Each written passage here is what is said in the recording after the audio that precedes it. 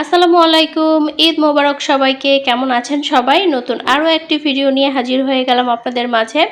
তো ভিডিওর শুরুতেই দেখতে পাচ্ছেন অনেক আম। তো এগুলো হচ্ছে আমাদের গাছের আম আরকি। আমার শ্বশুরবাড়িতে আমরা হাসব্যান্ড ওয়াইফ মিলে লাগিয়েছিলাম। আমাদের বাড়ি করার যেই জায়গাটা আমাদের শ্বশুর আমাদেরকে দিয়েছেন সেই জায়গার মধ্যে। তো সেই জায়গার মধ্যে আম, কাঁঠাল অনেক হয়েছে আলহামদুলিল্লাহ।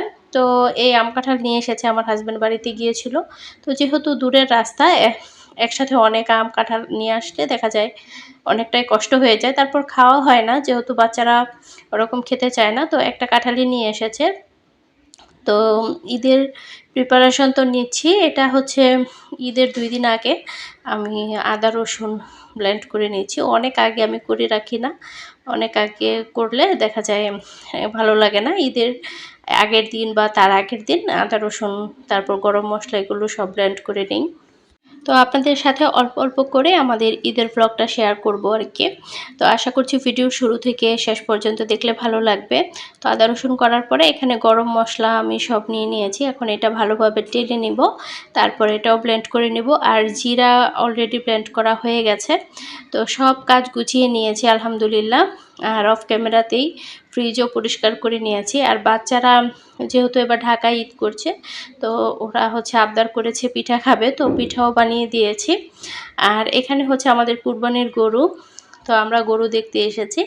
আমরা আগে যে বাসায় ছিলাম ওই বাসাতেই হচ্ছে আমরা কুরবানি দিচ্ছি ভাগে। তো এখানে হচ্ছে গরু দেখতে এসে তো খুবই খুশি আব্দুল্লাহ। ও তো ঈদের 15 দিন থেকে মানে 15 দিন আগে থেকেই শুরু করছে কবে গরু নিয়ে আসবে। তো ফাইনালি গরু পেয়ে তো খুব খুশি। তো চাঁদ রাতে জাইফা মেহেদি পড়েছে। আমি আর মেহেদি দিই নাই যেহেতু ঈদের দিন অনেক কাজ করতে হবে। ঈদের আগের দিনও অনেক কাজ করেছি, সেজন্য আর মেহেদি দেওয়া হয় নাই, ঈদের পরে দিব। আমরা যারা বিজনেস করি আমাদের কিন্তু সব কিছু একটা চ্যালেঞ্জ হিসাবে নিতে হয়। তো প্রথমে হচ্ছে ঈদের আগে প্রচুর অর্ডারের কাজ করেছি আলহামদুলিল্লাহ, ডেলিভারি করেছি। তারপর হচ্ছে ঈদের যখন ডেলিভারি কার্যক্রম বন্ধ হয়ে গেছে কুরিয়ার সার্ভিস, ওই সময় থেকেই কিন্তু আমাদের ঈদের যে প্রস্তুতি সেগুলো নিচ্ছি। ঘরের পরিষ্কার করা, ফ্রিজ পরিষ্কার করা, মশলা করা, তো এগুলো আর কি।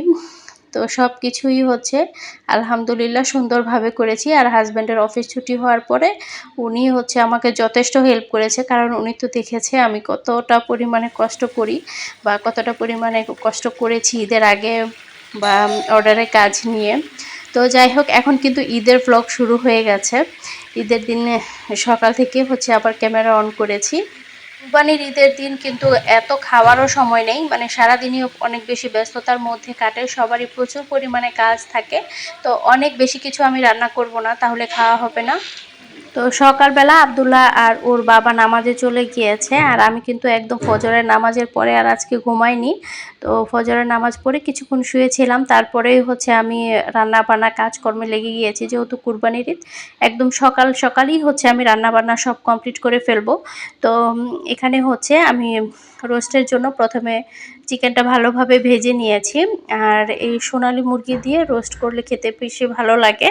তো সাথে হচ্ছে আমি ব্রয়লারের 2টা রান দিয়েছি। অনেক বেশি আমি রান্না করব না, যেহেতু গরুর মাংস আসলে দেখা যাবে আর কেউ চিকেন খেতে যাবে না।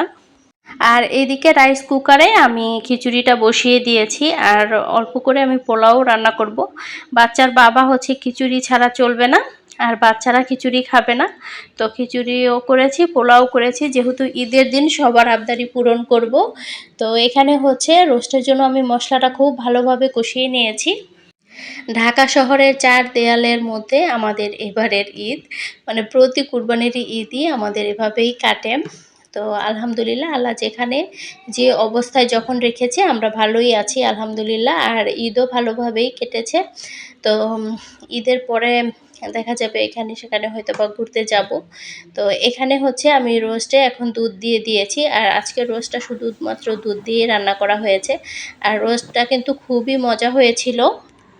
ঈদের দিন নতুন বিছানার চাদর না বিছালেই হয়। আমরা গৃহিণীরা নিজেকে সাজানোর পাশাপাশি আমাদের ঘর সংসারটাকেও সাজাতে পছন্দ করি। তো বিছানার চাদরটা কেমন লেগেছে আপুর অবশ্যই কমেন্টে জানাবেন। আর এই বিছানার চাদরটা কিন্তু আমাদের ফেসবুক পেজে পেয়ে যাবেন, খুবই ভালো কোয়ালিটির কাপড়। এটা হচ্ছে হোম টেক্সের একটা বিছানার চাদর। তো এই বিছানার চাদরগুলো আমাদের পেজে পাবেন, রং কস গ্যারান্টি থাকবে, কোনো সমস্যা নেই। যারা অর্ডার করতে চান ডেলিভারি চার্জ দিয়ে শুধুমাত্র অর্ডারটা কনফার্ম করতে পারবেন।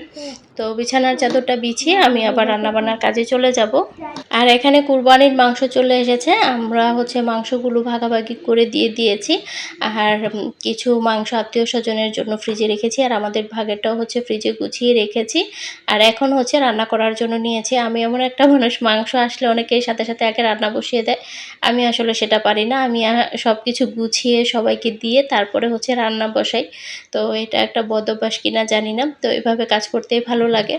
তো এদিক থেকে আমি মাংস রান্না করছি। আর আমার হাজব্যান্ড যেই বড় বড় পাতিল-টাতিল যা ছিল সেগুলো ক্লিন করে দিয়েছে। যেহেতু অনেক পাতিল-টাতিল লাগে কুরবানির সময়, আপনারা জানেন। তো সেগুলো সব ক্লিন করে দিয়েছে। আর এদিকে চুলার মধ্যে আমি কলিজা মাংস একসাথে বসিয়ে দিয়েছি। আর এই রাইস কুকারে এখন বসিয়ে দিচ্ছি মাংস এবং হাড়। তো ভিডিওটা আর বড় করছি না, এখানেই শেষ করছি। আল্লাহ হাফেজ।